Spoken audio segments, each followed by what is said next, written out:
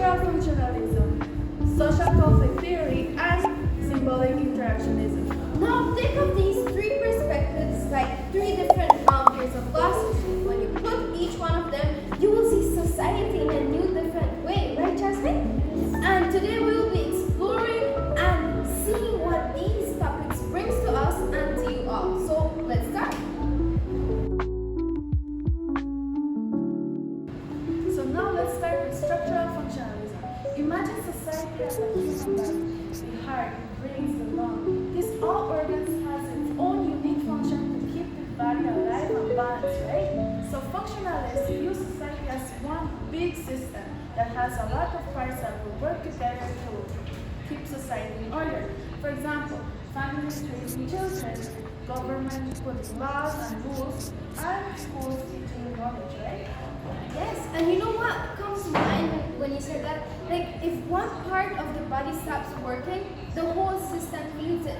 Sociologist Emil Durkheim explained that when the institutions do their job, the society is normal.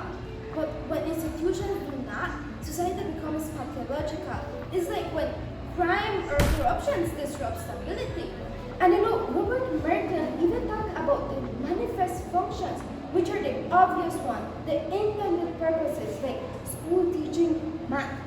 But you know, they also have the latent purposes, the latent functions, which are the hidden ones like school teaching social skills.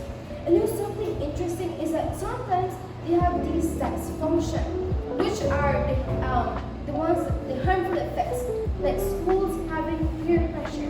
And that's maybe interesting.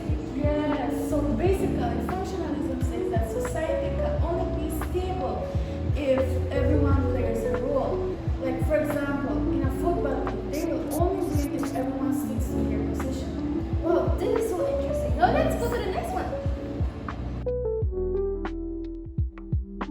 Let's flip the glasses. Let's see the social conflict theory. And you know what's something interesting, Jess?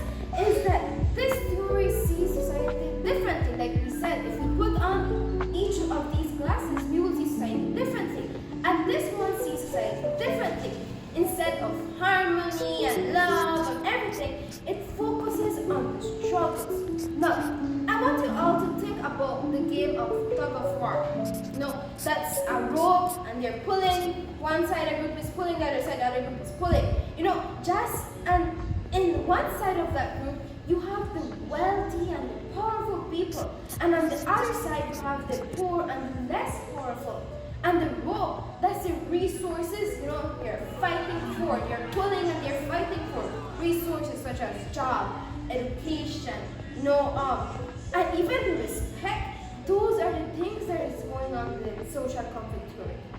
So this idea comes from Karl Marx, who saw during the Industrial Revolution that the factory owners, bourgeoisie, were getting richer, while the workers, the proletariat, were barely surviving. So to Marx, history is really the story about class conflict, and you don't have to go far today to see that, right? The prices are getting higher and the wages are low, so that's class conflict in action. Exactly, and you know, conflict isn't just about money. Later, sociologists show that it even happens in close relationships, schools, and even families. You know something? Louis Holzer pointed out that conflict can even happen, like I said, in close relationships, like siblings arguing over who gets more attention. And all of these conflict theory, you know, like what impacts me is that conflict theory and the struggles, it shapes our world. And it's so interesting. So, yes, let's get to the next part. And finally, let's shrink to the lenses of smallest level, symbolic interactionalism. So this, unlike the first ones we were talking about, right, Anamarylin, we were talking about big systems. This is more like how we interact in our everyday life. So instead of saying, let's go and watch and study a football match, I'm going to tell you, let's go and watch how two teammates are communicating in the field. Wow, that's so interesting, you know. And here's the idea. life is made up of symbols, gestures, labels, words, and all of these things. It's like when you hear the word teacher, Jess, what comes to your mind? Learning and respect. Learning and respect, yes. And when we hear the word best friend, trust and what? Closeness, secrets, yes. You know, and without these symbols, world and life wouldn't be like it is. It's like playing a board game with no rules. Yes.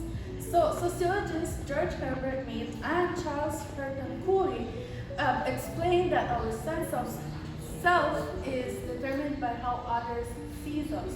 So if someone calls you lazy or really label you as lazy, you start acting that way, right? You start believing it. Yes, and if someone calls you, oh, you're smart, you start believing it, right? You start to think that I'm smart. So that is symbolic interactionism. So it's like we're actors of what it calls us. Yes. Interesting. And yeah, these are the three perspectives. So structural functionalism sees society like a body working together. The organs in a body working together. Social conflict theory sees society, the struggles that are happening, battle between power and resources. Like I said, the game of tug of war. And the last one, that is symbolic interactionism, zooms into smaller stuff, showing how symbols and meaning shapes our everyday lives. So, and the cool part of this is that they are all right in their own way, right? Yes. Together, this perspective gives us like a more detailed version of what is sociological perspectives. So, from big institutions to even small conversation like this one, right? Yes. So that's the beauty of sociology.